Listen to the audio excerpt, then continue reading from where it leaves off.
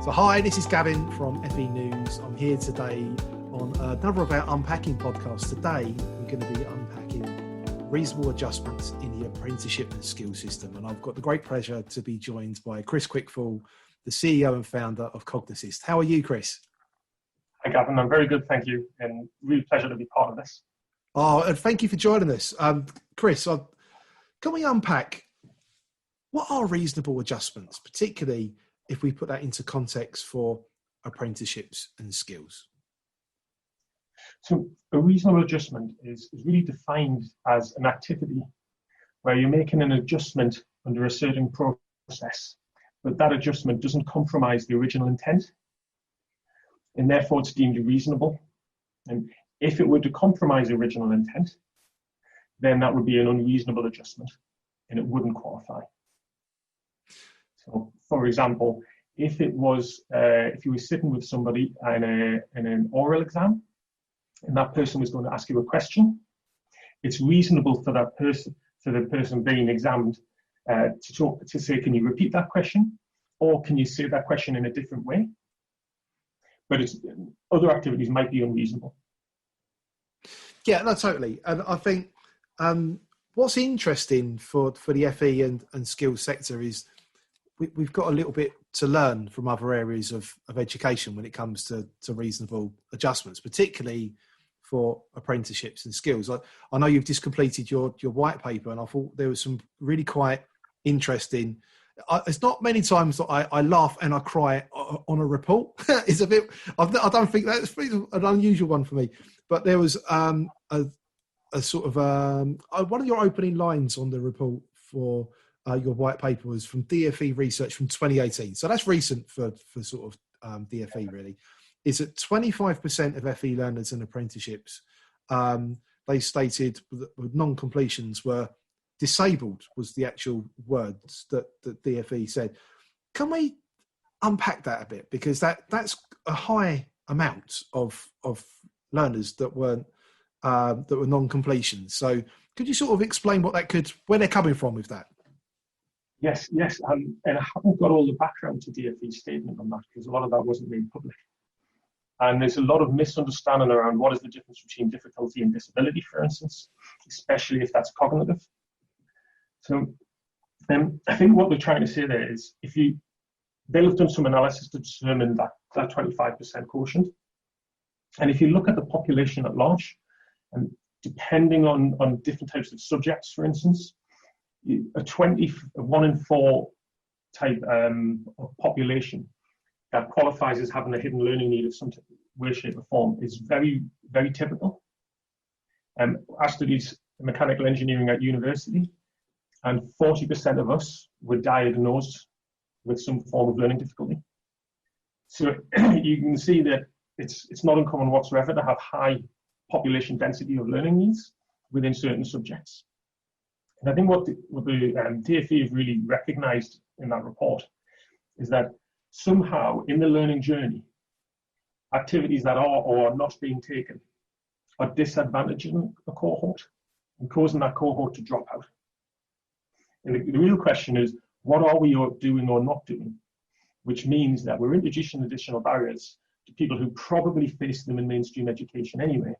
They've chosen to come and say, that didn't work for me. I'm keen to do an apprenticeship, so I don't have those challenges. And yet we're reintroducing the same challenge. And that's the type of thing we've got to get rid of. Yeah, 100%. Another question, and I think it then leads to the one I really want to ask, is what would you say is the real difference then between a learning disability and a learning difficulty? Because like you said, a lot of people are going on to work-based learning routes because maybe the academic route isn't for them. So how can we sort of scale it back if it's this higher proportion, like on your mechanical engineering degree that you studied? Surely that's the case on other qualifications as well. So how can we then start to strip this back, see where these barriers are, and how can we then all work together to try to overcome those, basically? Yeah, so I'd unpack that initially by looking and saying we're going to break that into 2 parts. So the first part is what is the need, and the second part is what is the impact. So if I focus on need, what is hidden learning need, what is learning difficulty? And there's no clear-cut definition on difficulty versus disability. that's really black and white. There is grey in between. So to do that, I'll just talk about how we got to this point. So late 1800s was the first sort of professional analysis on cognition, where they were trying to do performance-based assessments. And the theory was that there's smart people and there's stupid people and there's people in between, but effectively we have one mode of intelligence. The results from that weren't as expected. So they came up with a model called dual intelligence. We thought, there must be two types of intelligence, because we didn't get just a smart-stupid ratio here. Over the years, we've done a lot of analysis and realized there's a lot of different types of processing that the brain undertakes. And the brain is stronger or weaker at different types of processing within the same brain, and within that brain compared to the population at large. And there's differences in our accuracy of processing, and there's differences within our speed of processing. And there's this thing called multiple intelligences, which we recognize now.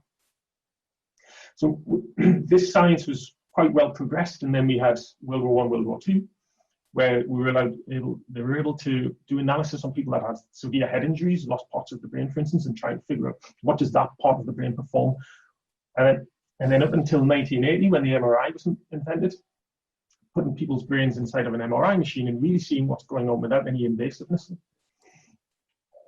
not only proved a lot of the things that they understood beforehand, but really just accelerated the science of neuroscience. So that was about 40 years ago. A few years after MRI was fMRIs, which just meant we had more detail on doing that cognitive analysis. So now we're in a position where we really can get a lot of data about the brain. And that data is modeled using statistical analysis. And there's 2 books globally that control and reference this. So in the US, they have the US and a lot of Asia Pacific adopt a thing called the Diagnostic and Statistical Manual version 5, DSM-5.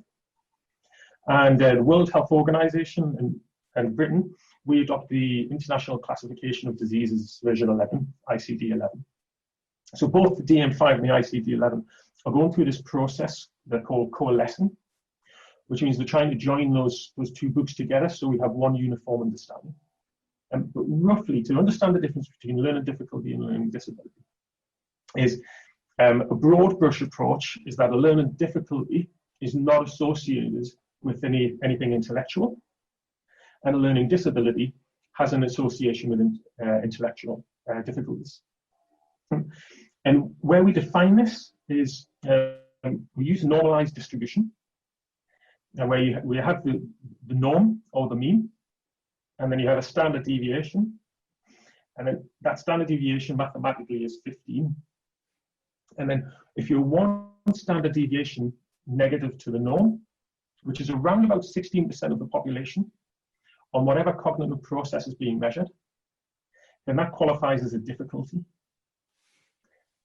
If you're 2 standard deviations negative to the norm, it qualifies as a disability. Then that's within one process, one cognitive process. Another cognitive process, let's say we map, for instance, 8 cognitive domains, and we build up a model of that individual's cognition. If some processes are performing much faster or much more accurately than other processes, and the difference between those scores is more than 1.5 standard deviations, this also qualifies as a difficulty. So, for instance, I'll give an example. We may find, everybody's familiar with dyslexia. So the challenge is, if we were going to map someone's cognition, we were going to say this person's dyslexic. We're not going to say the dyspraxic or the dyscalculic, or they've got dysgraphia. So there's 4 dys boxes. We would want to map that individual score. And let's say we find out that, 6 of their domains are operating at a score plus 1 standard deviation to the mean, but 2 are operating negative 1 standard deviation to the mean. So we've got in total a difference of 2 standard deviations. We would come along and say that's a spiky profile. So it's actually operating with both peaks and troughs. And the peaks and the troughs are more than 1.5 standard deviations apart. Therefore, it's spiky, and therefore we can qualify it as having a learning difficulty. And if the troughs were below 2 standard deviations, then we would say, and it may also be a learning difficulty as well. No, that's really, really helpful. More detail than I thought he was going to say, actually. That's like fantastic. I've got a real understanding of that, and hopefully the audience has as well. And it sort of leads into, before you did your degree, you didn't probably understand that you had a neurodiversity issue. And it's, what does it mean around that sort of unintended, yet a very considerable barrier for people if people have a neurodiversity issue and they just don't understand that they have? How can we as a sector start to remove those barriers to support learners through? Because there's some interesting statements in the white paper here around those that were likely to complete particularly their apprenticeship. 68% perceived there's a lack of support from the provider in particular, and also from also looking at this from the training side, from the employer as well. 68% is high. That's really, really high, and that would make you think that it's got to be there's an unidentified challenge there. So how can we as a sector start to look to how to remove these? I think a really good question, because it goes back to the previous one, which is what is a need, and then most crucially, what is its impact? And I think if you find, if I go back to myself, for instance, so I wasn't aware I had dyslexia until third year uni, and all throughout education, I was regularly failing at anything involving language, non-mathematical language processing. So I couldn't spell my name or do the alphabet all the months of the year when I was a kid, so I was the last one in class to be able to do that. I would spell words correctly, but I'd put letters backwards. And then the teacher would tell me that I'd spelled it incorrectly. So I'm looking for spelling mistakes, when actually I should be looking for a symbol mistake. So, and then this continues on. So dyslexia quite often comes with phonological difficulties. So the act of processing symbols, let's call them letters, some sort of hieroglyphic component, recognizing that symbol's sound, getting that sound and holding it in the short-term working memory, whilst you get the next letter and its sound. Sometimes when you put two letters together, it actually changes the original sound. So you might have to flip those sounds in your short-term working memory while you're doing that. And then you finally get to the end of the word and you've got a complete sound. Keep that in short-term working memory as well. Now continue reading the rest of the words, doing the same process. And then when you get to the end, assert meaning to that. So that's called phonological processing. So a lot of dyslexics have difficulty with that act. To compound that, there's quite often something called visual interference. So people think dyslexics, they let the letters jump around and things like that. Actually, dyslexia has more occurrence of phonological processing difficulties than visual interference. And visual interference is the things that we typically see maybe on social media, where there's a video of letters jumping around. But actually, they may not move. It might just be inaccurate processing. So my letters don't move particularly. I get a bit of depth perception, but there's no movement. If it moved, I could probably figure out what was going wrong. But it doesn't move. But what it does is it incorrectly encodes a letter. So I'll read a word that isn't on the paper. And I might read a similar word, or I might just read a nonsense word. If it's a nonsense word, I know it's not a real word, and I can go back and check it. So I've got no way to, very limited ways to recognize if I'm reading the right thing or not. So that causes speed of reading. It also means in an exam, for instance, I've always been told that I'm amazing at answering questions that were never asked. But that's because in that type of exam environment, you're under pressure, you've got time pressures.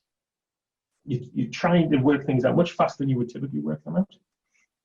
And what I'm doing is just incorrectly processing that. Then I'm taking that processing and I'm working on it and I'm answering it.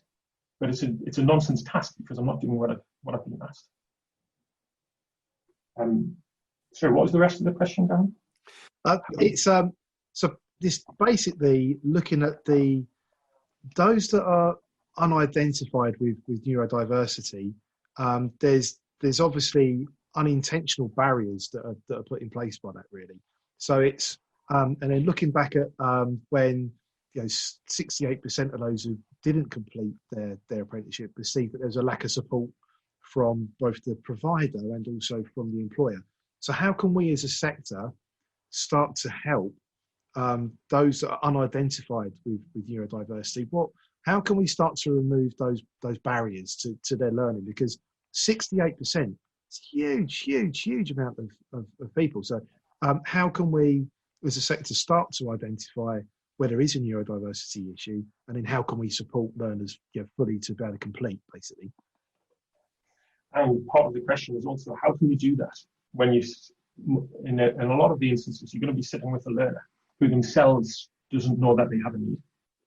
100%. That in itself is really challenging.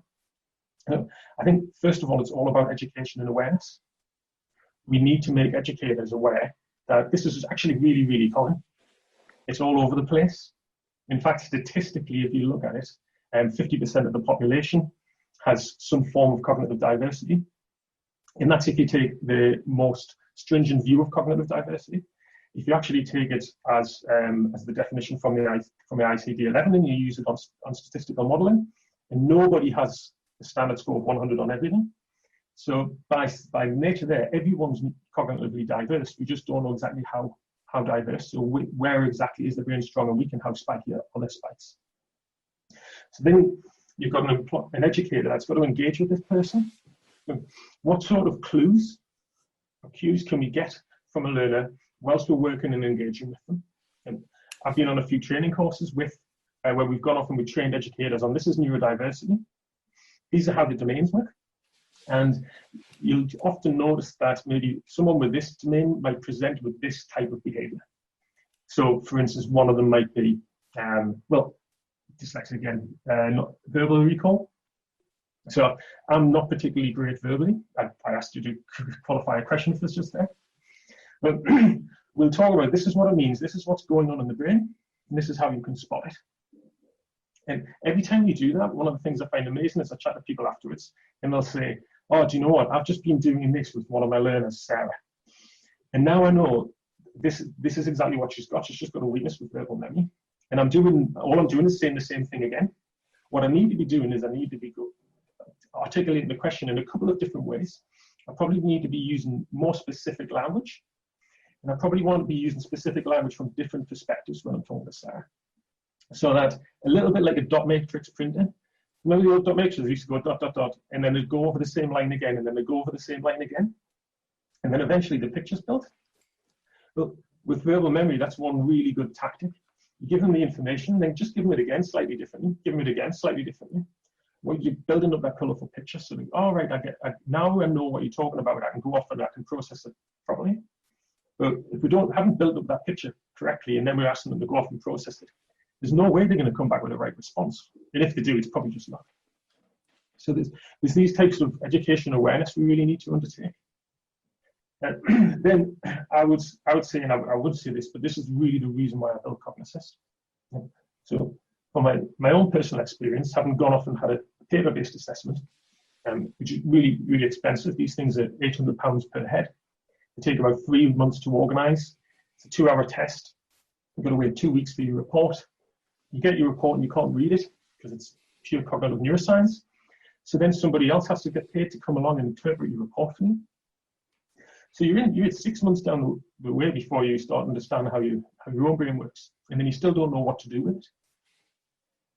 So I wanted to see, can I drop cognitive brain profiling? Can I drop that from £800 per brain to 10 brains for a penny? And then when I do that, can I do the most important thing, which is then what do we do now that we know how this individual thinks and learns? So I truly believe that what we should be doing is we should just be defaulting cognitive profiling, cognitive assessments for everybody. And then we should give that individual information. By the way, this is how your brain's thinking and learning. And this is what you can do yourself on your own behaviors and learning strategies. So I've got millions of learning strategies. And I keep on learning new ones, which is great. And because I know that if I can just process or capture information correctly, then I've got a better chance of being able to do something interesting with it. So I think not just educating the educator, but also educating the learner on this is your brain and this is what you can do about it. And if that educator can then get access to that profile, then you can really understand, I see what's going on here. And I know how to deliver information, and I know what to not do, and I know how long I should cause spaces. I know the short-term working memory, so I can give them more time or less time. And then I think also there's an operational challenge as well, which is as an organization, what do we need to do to make sure that at point of delivery, that educator has a flexible enough environment to be able to deliver these reasonable adjustments? And then as we're putting that learner through the learning journey and we're educating them, when they're going on to the next part, the assessment, what are we doing to join up that process? So we're providing learning reasonable adjustments in the learning environment. Let's not stop that just before they get assessed. Let's make sure that in that assessment environment, they're equally as empowered to make these reasonable adjustments. And we're removing as many barriers as we can for that individual. And of course, make them aware that this is happening, because we all need to know what's being delivered to support this, so that I can not be that 68% that says actually I wasn't supported the way I should have been supported. So keep the communication there and keep the understanding of this is why we're doing certain things and this is why we're not doing other things. Oh, that's great. Personalisation and sort of reasonable adjustment can be a little bit controversial how you word it, let alone what sort of happens. And so what we're sort of highlighting here really is, after someone understands, if they do have a neurodiversity issue, and it seems like half the nation will have something, is how can we look at personalisation and reasonable adjustment for apprenticeship and skills on like the sort of delivery side, but then what does that mean for assessment, and how do we sort of need to be thinking of that for assessment for learners? Within the assessment environment, and this is one of the most critical areas, I think, because in the teaching environment, you've got a bit more time to see what works and what doesn't work. But within the assessment environment, that time flexibility may not be there. If it is, it may be something like 25% extra time. But actually, what you really want to do is test this individual's knowledge, skills, and behaviour. And if we just take it back to exactly what are we trying to do, then that really easily helps us shape what is and is not reasonable. So for instance, if we've got a learner and they have unusually slow processing speed across all domains, and they're training to be a jet fighter pilot, is it reasonable for you to make an exemption for that? No, of course not. But if they're training to be in healthcare, or the training to be in engineering, or the training to be a software developer, does it matter whatsoever? No, of course it doesn't. So it needs to be reasonable and proportionate and not compromise original intent. There is the ESFA's reasonable adjustments guidance, which was released about just under a year ago. And within that, there's a matrix, and that matrix is broken down I think it's the 6 assessment modalities against various different, more common learning difficulties, or the impacts of those learning difficulties. So then you can have a look at that matrix and say, here we've got somebody with a weakness within executive function. How is that going to impact an assessment of practical skills? Right, well, it's going to assess it here, impact it here and here. What can I do that's a reasonable adjustment? Oh, actually, it's in the matrix. So there's some suggestions there in the matrix, but it's not an exclusive list. People in these environments will know, actually, do you know what, I could probably do this, and that'll help as well. I mean, just building up this deeper understanding, and then having the freedom and flexibility to feel you can introduce these types of adjustments in an assessment is what's really critical.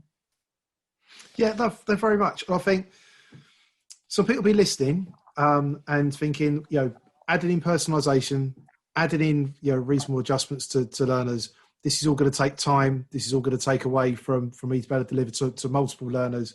In the assessment process, this is all going to be cost. Is there funding for the sector to be sort of exploring how they can help with reasonable adjustment?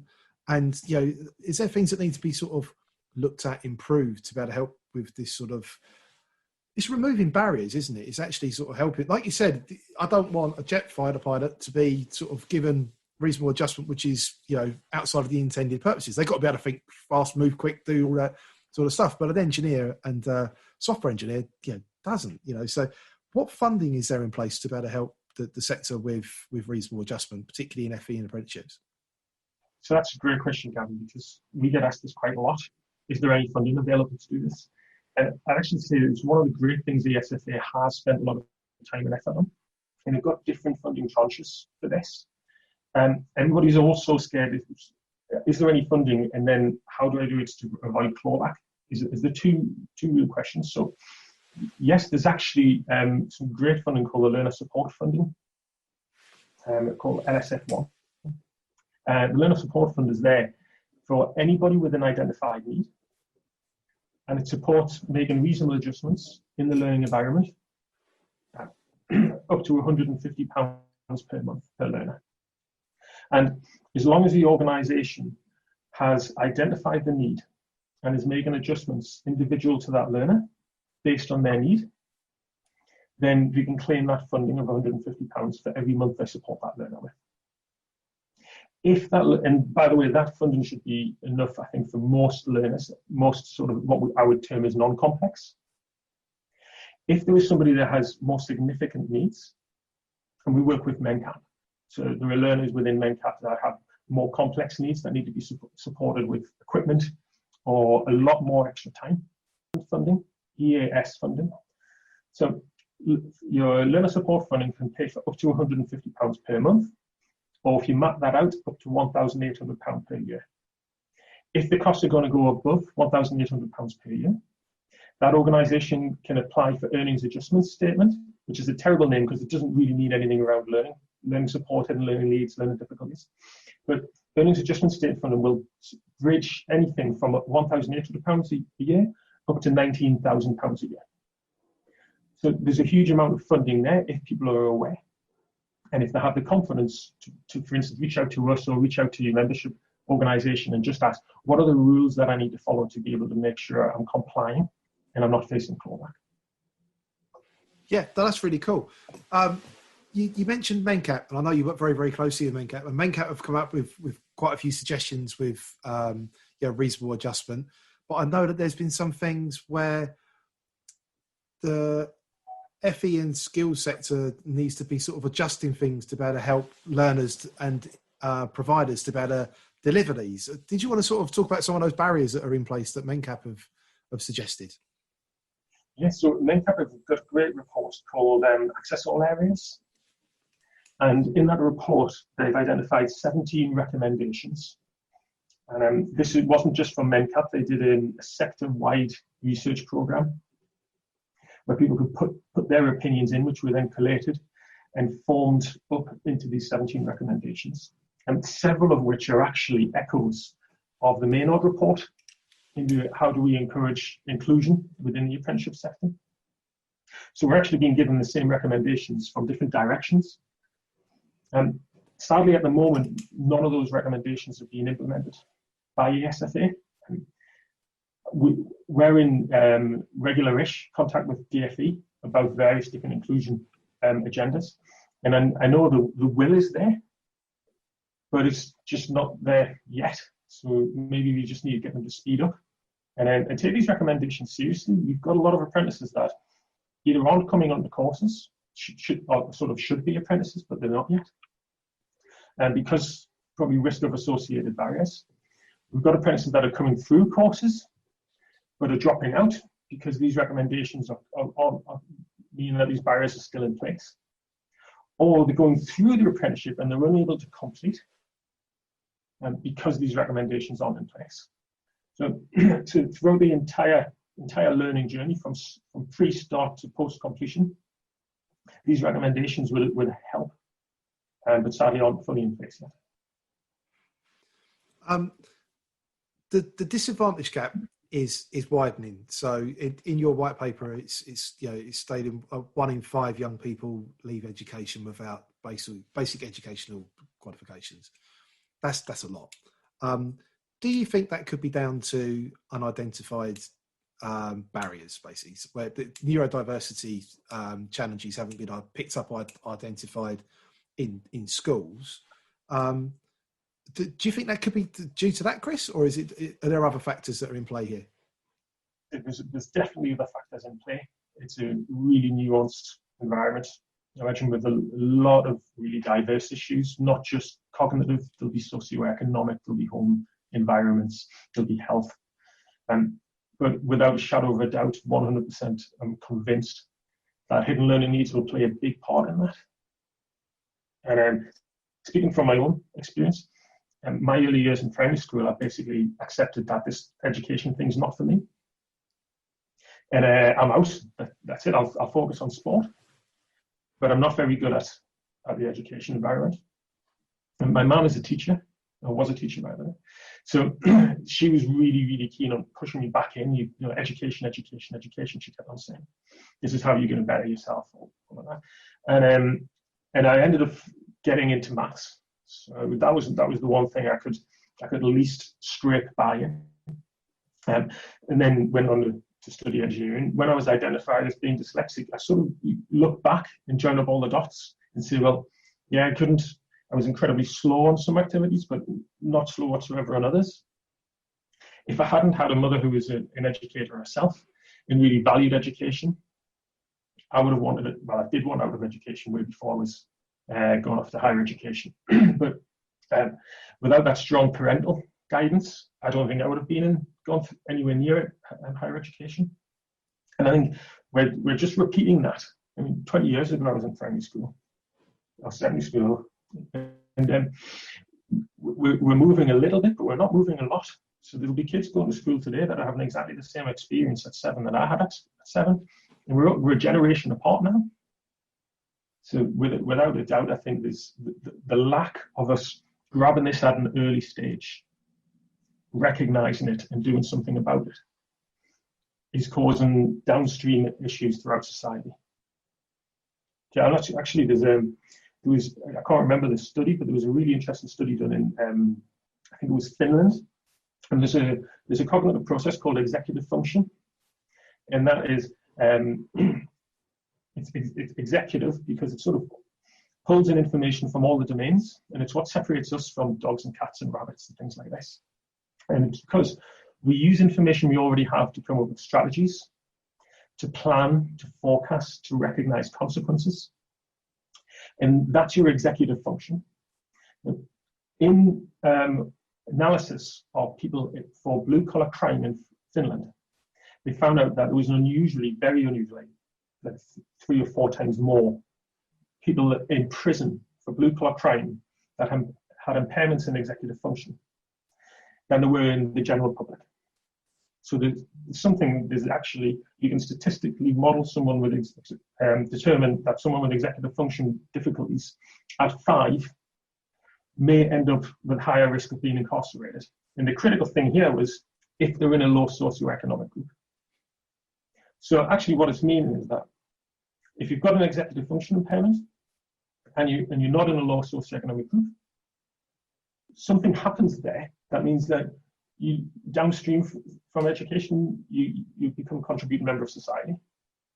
But if you're in a low socioeconomic group, so something doesn't happen there, or something else happens, and you have a higher probability of going a different way. So I think that research from Finland just goes to show that this is really impactful. And if we get it right, we could do great things. And if we get it wrong, which we currently are, then we live with the consequences as a society. Yeah, hugely. Education and FE in particular gives so much second chances to people, also helps them with social mobility, the whole levelling up agenda. And I think you've really hit the nub of it there around that research from Finland with, executive function difficulties or disorder is obvious, isn't it? Once you then scale that back and see that they can't see the consequences to their actions or can't sort of see what's down the track. And I think it's really interesting in your white paper around, particularly talking about this executive function around, could this be a way for educators to be able to spot, people that have got executive function difficulties where if they're, there's certain patterns and traits. So I think there'd be a really cool follow-up podcast around helping educators spot the signs really of maybe that difficult learner that they're thinking is just being a pain is probably maybe got an underlying diversity challenge which we may not have no one spotted before, and it could be it's on them to be able to surface that and bring it out, and then they can open up this whole new world for that learner. And I think that's just something which I think we as a sector need to really, really embrace. We are the sector that offers opportunities to people, and I think what your white paper here is highlighting, Chris, is a number of issues, not just to be able to help people with assessment, but also to be able to help people, progress, and the whole social mobility issue, the whole area around progressing in their sort of the world of work, really. Chunking that down is what would you see is one of the main things that the sector can do right now to be able to look at overcoming barriers, to thinking of reasonable adjustment and overcoming maybe unintentional discriminatory bias or unintentional barriers to learning? Which I think is probably even more important now that we've got a wave of people that are coming out of employment and into unemployment and reskilling than it's ever been. So I think now's the perfect time to try and address this. I would say one of the strongest things an organisation can do with training provider, and by the way, I've spent 15 years in higher education working within the HE sector, and I came into the further education apprenticeship-based sector. One of the things I was absolutely staggered by is how fast this sector moves. It really doesn't dilly-dally. So when it grabs a problem and it sees it and it understands how to put in place mechanisms, it's phenomenal. It operates at light speed compared to higher education. I'm not saying anything negative about HE. I'm just saying that the proactiveness of this sector is phenomenal. So I think what are the main things we can do? One of the earliest key things I think an organisation needs to do is establish somebody that takes ownership of this agenda, some sort of diversity or inclusion champion. So what is that organisation doing or not doing? So let's just catalogue what are we doing to put in place, make sure that we're practicing this. So it's very simple things. Are we assessing learners' needs? Not the functional skills, but let's say, are we assessing cognitive assessments? Are we training our tutors in how to spot differences in needs and how to make reasonable adjustments? Have we established relationships with the endpoint assessment organisations? That means when we've identified a need, we can communicate that to that endpoint assessment organisation, and they can do something about it. And if you get one person to own that challenge, then we'll start mining lots and lots of opportunities within each organisation. Chris, that's great. That's great practical steps for everyone. And thank you so much for your time today. I would love to unpack a few more areas around this. I think we could talk for forever around different areas that we're looking at here, because it's got such a fundamental basis for someone, like you're saying, if we're looking at there's career changes now because of the COVID situation, but they had a terrible experience at school, and they're like, education isn't for me, when everyone is telling them now, you must reskill, you must go back. Boris Johnson's announcement around, skills guarantee for everyone, and like particularly for adults, particularly those that didn't get A levels, but they had an incredible A level standard, so it's a level of A level, but they had an incredibly terrible time at school. What does that mean? Do you know what I mean? And how can we sort of bring that into play, really? And I think it's an incredibly important agenda that you're raising here with the whole sector and helping the sector to raise up to this challenge, really. And isn't it great that we can be so nimble, we can be so fast moving? Chris, thank you so much for your time today. I really, really appreciate it. I really appreciate it, Gavin. I love coming on and talking about cognition. Any time. I hope you enjoyed this podcast. Why not click subscribe so you can be informed when the latest next individual podcast or podcast mini-series from FE News are going to be released.